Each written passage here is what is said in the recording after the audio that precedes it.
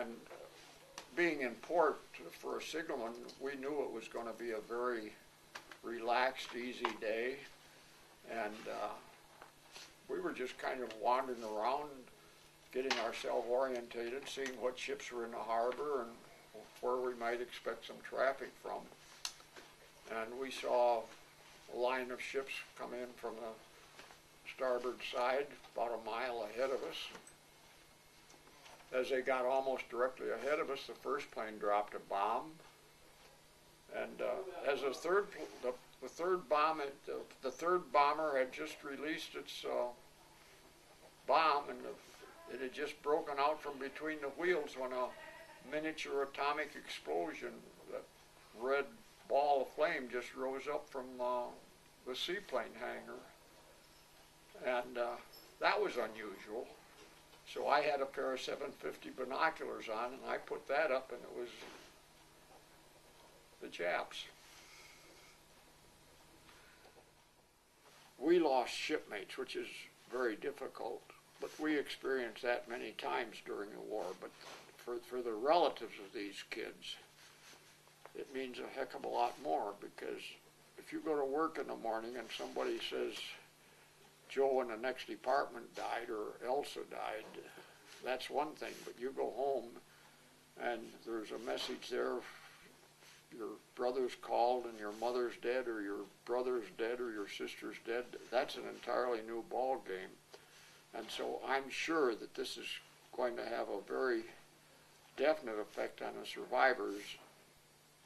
But I'm also, and in talking with many of the relatives of these kids, it's going to mean a heck of a lot more to them, because they've waited 65 years for this memorial, and it's just too bad that so many of the mothers and fathers have passed on, and all we have now is brothers and sisters and children and grandchildren. Well, I was a young officer, and I was rooming with a fellow named Frank Flaherty, and it was a leisurely Sunday morning, as they were, and we were lolling in bed, kind of halfway arguing about whether to get up and go swimming before breakfast or go get some breakfast and then go swimming. In the middle of that idleness, all of a sudden the general alarm goes off, and anti-aircraft battery manning your stations, and we both said, well, if they're going to pull an aircraft drill at this hour on Sunday morning, we're going to get dressed. Well, I just had time to take off my pajama top, and it became very apparent through the efforts of Ensign Rommel, who used profanity. He was not the kind of guy to use profanity under any circumstances. And to come over a loudspeaker on a battleship, the line during peacetime, that was it shocked us wide awake and put us into action. Pearl Harbor is a major part of the memories of the United States of America, and certainly a lot of people involved.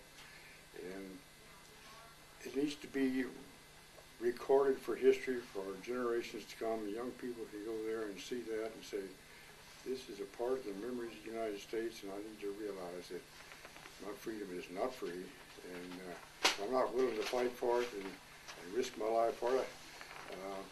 Maybe I shouldn't have it. They talk about us having given our lives. That's not true. They were taken from us. I interviewed here with the Park Services.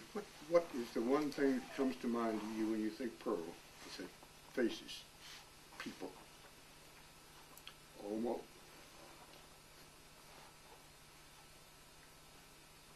Almost drinking buddies and roommates, shipmates, just faces. It's just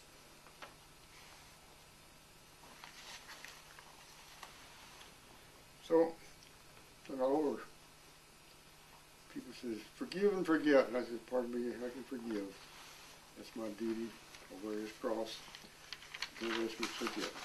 And don't ask me to buy a Japanese car.